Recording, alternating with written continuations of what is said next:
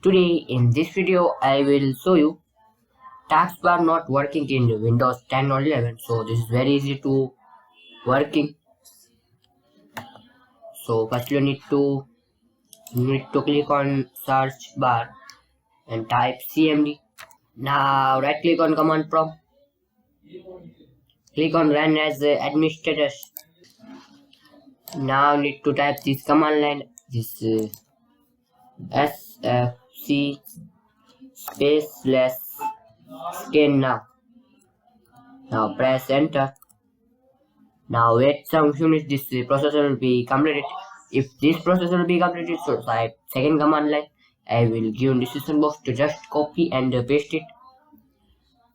So this process will be completed, this all process.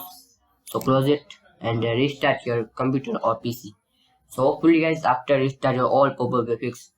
So thanks for watching. Please like, share, subscribe my channel. Please comment this video work for you or not.